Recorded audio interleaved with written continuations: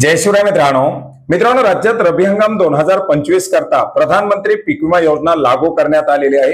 राज्यात राबवल्या जाणाऱ्या सुधारित पीक विमा योजनेअंतर्गत रब्बी हंगाम 2025 करता पीक विम्याचे अर्ज भरायला सुरू झालेले आहेत। राज्यामध्ये विविध जिल्ह्याचं दोन गटामध्ये वर्गीकरण करून एआयसी ऑफ इंडिया आणि आयसीआयसीआय लोंबार्ड या कंपन्यांच्या माध्यमातून पीक विमा योजनेचे अर्ज भरायला सुरू करण्यात आलेले आहेत।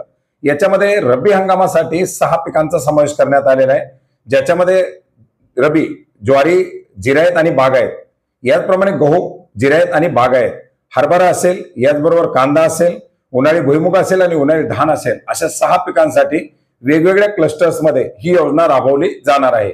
याच्यामध्ये आपण जर पाहिलं तर ज्वारी या पिकासाठी रबी, ज्वारी, बागायत आणि जिरायत जे असेल याच्यासाठी 30 नोव्हेंबर पर्यंत शेतकऱ्यांना अर्ज करता येणार आहेत।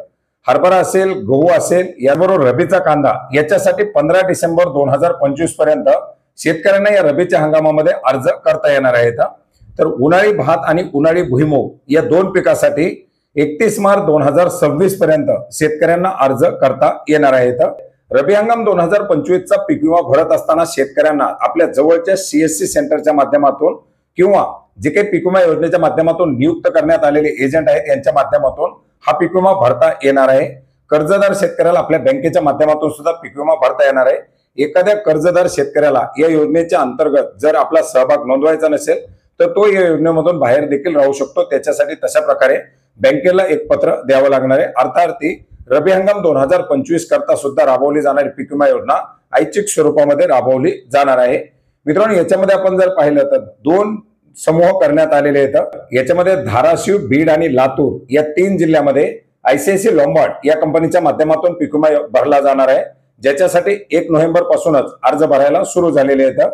तर अहिल्यानगर, नाशिक, चंद्रपूर, वाशिम, बुलढाणा, सांगली, नंदुरबार, छत्रपती संभाजीनगर, भंडारा, पालघर, रायगड, परभणी, वर्धा, नागपूर, सोलापूर, जळगाव, सातारा, जालना, गोंदिया, कोल्हापूर, नांदेड, ठाणे, रत्नागिरी, सिंधुदुर्ग, हिंगोली, अकोला, धुळे, पुणे, यवतमाळ, अमरावती आणि गडचिरोली या जिल्ह्यामध्ये एआयसी ऑफ इंडिया या कंपनीच्या माध्यमातून ही पीक विमा योजना राबवली जाणार आहे। मित्रांनो, रब्बी हंगाम 2025 च्या पीक विमा योजनेमध्ये सहभागी होण्यासाठी शेतकऱ्यांकडे फार्मर आयडी असणं बंधनकारक असणार आहे। याच्यामध्ये शेतकऱ्याचा आधार नंबर प्रविष्ट केल्यानंतर त्या शेतकऱ्याचा फार्मर आयडी ऑटोमॅटिक घेतला जाईल। शेतकऱ्याचा जर फार्मर आयडी नसेल तर त्याला रब्बी हंगामाकरता पीक विमा योजनेमध्ये आपला सहभाग नोंदवता येणार नाही। रब्बी हंगाम या योजनेमध्ये सहभागी होत असताना फार्मर आयडी बरोबरच शेतकऱ्यांना आपला सातबारा जोडणं आवश्यक असणार आहे। आपला पीक पेरा, ज्याच्यामध्ये शेतामध्ये पेरलेल्या पिकाची माहिती, अशा प्रकारचा पीक पेरा जोडावा लागेल, बँकेचं पासबुक जोडावं लागेल। सामायिक जर क्षेत्र असेल तर त्या शेतकऱ्याला त्याच्या संदर्भातील संमतीपत्र अर्थात बॉन्ड देखील या योजनेमध्ये सहभागी होताना जोडावा लागणार आहे। आणि अशा प्रकारच्या कागदपत्रासह शेतकऱ्यांना आता दिलेल्या विहित मुदतीमध्ये या पीक विमा योजनेमध्ये सहभागी होता येणार आहे। मित्रांनो, रब्बी हंगाम 2025 करता पीक विमा योजना राबवली जात असताना याच्यामध्ये कुठल्याही प्रकारचे ट्रिगर लागू करण्यात आलेले नाहीत।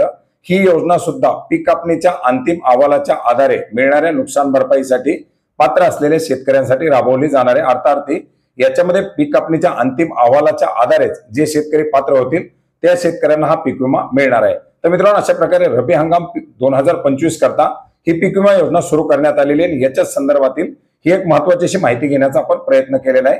मित्रांनो, लवकरच याच्यामध्ये सर्व जिल्ह्याचे अर्ज भरायला सुरू होतील आणि ते सुरू झाल्याबरोबर आपल्या माध्यमातून देखील ऑनलाईन पद्धतीने अर्ज कसा करायचा याचा व्हिडिओ येईल। सध्या तरी आपण लातूर, धाराशिव आणि बीड या 3 जिल्ह्याकरता पीक विमा योजनेचा अर्ज भरू शकता।